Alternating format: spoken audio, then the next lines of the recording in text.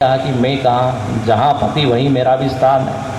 हालांकि सब लोगों ने सीता जी को मना किया, कहा कि आप तो इतनी कोमल हैं, आपको तो दिए की जो बाती है ना, उसको ठीक करने में भी थोड़ा डर लगता है, तो आप उस जंगल में कैसे रहेंगे। वहाँ पर सीता जी ने कहा कोई बात नहीं, जहाँ राम जी है वहाँ क्या डर, जब जानकी नाथ सहाय करे तब कौन बिगाड़े।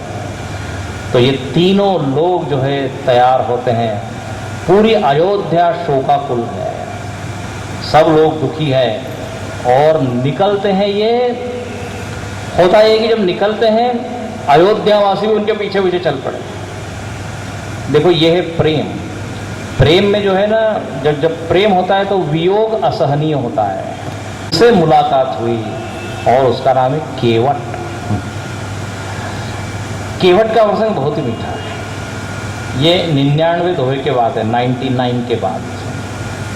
और हुआ ये कि भगवान को पार करनी है गंगा जी। अब वहां पे देखा कोई नाव ही नहीं है, ले देखे केवल एक नाव है। तो भगवान ने बुलाया, अरे इधर आओ। तो जो केवट था ना, वो कहता है मैं नहीं आऊंगा। वो कहता है जाना किसको है, आपको कि मेरे को? आपको जाना है तो आप मेरे पास आइए।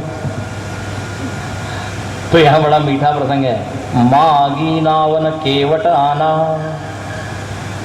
मांगता है भगवान, मांगते हैं, वो आता ही नहीं है। देखो इसमें एक कहानी के अंदर एक कहानी है। हुआ ये है कि केवट ने निषाद राज, जो जंगल का राजा है, उसकी सेवा की पहले।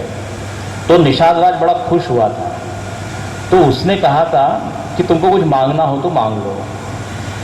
तो केवट ने क्या कहा मालूम है? बोले जिस दिन राम जी आएंगे ना, उस दिन घाट पे एक भी नाव नहीं होनी चाहिए, केवल मेरी नाव होनी चाहिए। बड़ा चतुर है। निषाद राज ने कहा ठीक है, और इसलिए एक ही नाव यहाँ पे।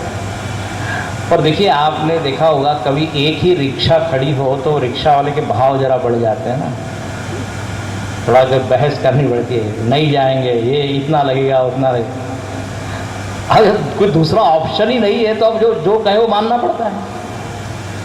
तो यहाँ पे हुआ कि वो केवट जो है ना, वो देखिए कैसे भगवान से संवाद करता है।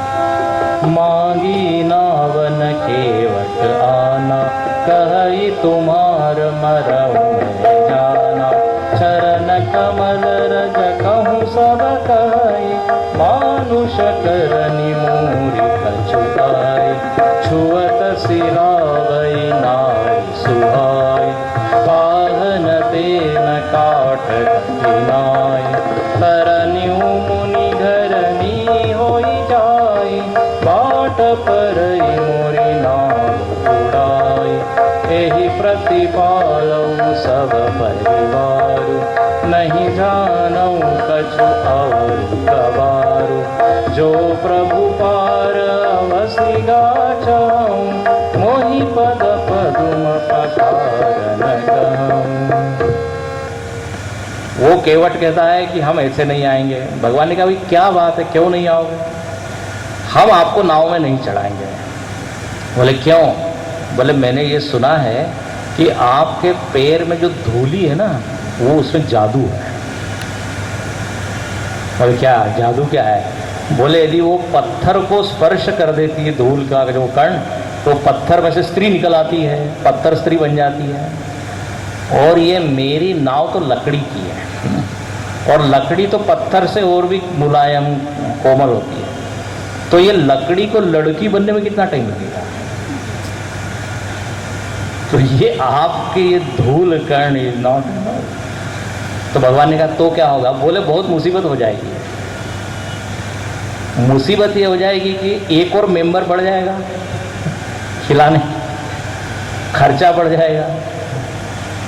और दूसरी बात, ये नाव जब स्त्री बन जाएगी तो मेरा काम मैं किससे करूंगा? भगवान ने कहा और दूसरा कुछ काम कर लेना। बोले और आता नहीं, मैं तो नहीं जानू कुछ और कबारू, मेरे को और दूसरा कुछ काम आता नहीं, इसलिए मैं तो बिठाऊंगा नहीं आपको। तो भगवान ने कहा नहीं नहीं, लेकिन अब